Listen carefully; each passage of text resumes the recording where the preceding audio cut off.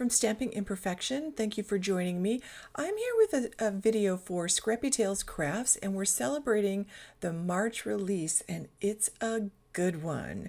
I'm going to be using these two butterfly die sets. There are actually 3 butterfly die sets in the release, along with a whole bunch of other dies and stamp sets. It's pretty fantastic, this release. So you'll see that each of these butterfly sets has 2 intricate butterfly dies and 2 solid butterfly dies, and they do layer beautifully, so you can actually layer the intricate one on top of the solid one, which I'll do on the second card. I'm going to share 2 cards today, and I'm going to cut the first one. This is the open butterfly die set, and I'm going to cut those 2 intricate ones out of a piece of white cardstock. And then I have the flying butterfly set, and I am going to die cut the intricate ones out of a piece of black cardstock. So I'm going to make 2 cards, and these are cards I consider to be classic butterfly design cards. And the nice thing about them is I'm mostly using cardstock. I'm not coloring in any images or doing anything like that. I'm keeping these cards pretty quick and simple, and I am adding a little bit of ink, but in a very quick way. So it's sometimes, you don't have a lot of time or you don't feel like coloring. These are easy cards. So for the first card, I'm going to just put some ink down on a piece of white cardstock, and these pieces are all cut at 4 1/4 by 5 1/2. So I'm adding my Distress Oxides because that's what I have. I have Distress Oxides, and I'm using Shaded Lilac, Spun Sugar, Tumbled Glass, Mowed Lawn, and Mustard Seed. And I'm not really blending the colors together. I'm just putting them down kind of randomly on this paper. I'm going to use both the positive and the negative part of this die cut for the first card. And I want the color just down behind the dies. So I am just putting it down to add color to the background, and I just want a lot of color. And you can see I already have all of these. You can actually see the pile of Copics. I've been using these colors a lot the last few weeks, just because I've been making a lot of spring cards, and I really have been enjoying making them. And these are the colors I kept pulling them out, so I just decided I would leave them on my desk while I was using them. So this is the piece that I usually throw away when I do when I die cut stuff. I usually throw this piece away, which is crazy because really this is an easy twofer. Like if I just put this on the top of that ink blended piece that I just created there, then add a sentiment and maybe some embellishment of some sort, that would be a great card. But I'm actually going to use this with those intricate die cuts. I'm going to do an inlay die cutting technique. And I did get some ink from my fingers on the card, so of course I'm using my Tombow Sanded Eraser, which is one of my most used tools in my tool caddy. I have to say, for less than $3, that cleans up a lot of fingerprints and ink smudges and stuff. So I'm trimming about 1/8 of an inch off each side of this card panel, so it ends up being 4 by 5 1/4. I want to put a nice yellow mat behind it because I feel like a little pop of yellow behind it would be really nice. So now I'm going to take those intricate dies that I cut out and pop them back into place. And I'm going to use some art glitter glue with a nice fine tip applicator and just put dots of glue all over it and put that back in place.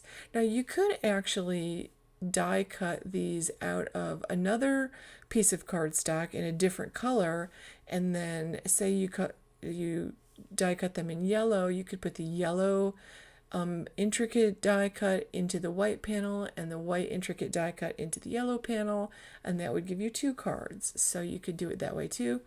And another thing I like to do with this technique is I like to die cut pattern papers with those intricate dies, especially the pattern papers that I don't like.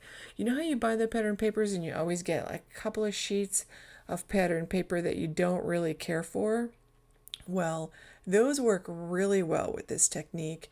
And then you die cut these intricate dies with those and pop them back into a plain pattern, a plain cardstock background panel that you die cut from, and it looks great. I have a couple of videos where I've used that technique. So I'm just using some double-sided sticky tape to attach this to the yellow card piece that I have, and that is cut at 4¼ by 5½. So that is the size of the front of my A2 card. And I'll add this now to the card base. And I always open up my card base and just slide that along the fold, and I get nice even card fronts every time by doing that. That's just one little tip, and it's a very helpful little tip for me. I align things better and center them better by opening that card piece up for some reason. So the last step here will be just to pick a sentiment, and I'm going to add some embellishments. So I've got this spring mix of sequins that I've had for a while, so I just put 7 of them down on my card, and I kind of made them meander around the card diagonally between the butterflies, and I really like the way that looks. And I love that soft pastel ink behind those butterflies. I think it just looks so pretty. I think this is a very soft and sweet spring card. So the last thing I'm going to do is add a sentiment. So I pulled out these puffy sentiment stickers that I have, and I found one that said "It's time to celebrate" in a really pretty blue, and I just popped that on there. I didn't want a big bold sentiment on there. I just wanted something small and simple. So for the second card that I'm making, I'm pulling out one of the black intricate die cuts pieces that I made, and I'm just pulling some markers off that pile on my desk, and I'm going to add some color to a piece of white cardstock, and this will almost be like an ombre blending of the inks, and I believe this is R85, R83, R81, and RV0000. So I'm just blending those together. I just want to get enough ink to create a piece that will go behind that butterfly. And I really love this combination of pinks. So I'm just putting that down, and then I'm going to pull out that solid die that goes along with this, and I'll die cut this out. Once I die cut it, the ink had dried enough and blended together that I decided I wanted a little bit more color. So I pulled out the darker colors and added a little bit more dark color. I do want to keep that light in the center because I'm trying to get a variegated look. You could also do an alcohol ink background here. You could do your ink blending again. You could do a watercolor wash type background. Like, I just kind of wanted to see some variation in color behind this intricate die. So again, I'm adding that art glitter glue, and these are fabulous tweezers, by the way, for this particular for adding an intricate die like this, because you squeeze them, and when you close them around the paper, they stay closed. You don't have to hold them closed, which is nice if you have sore hands. So that's a beautiful thing.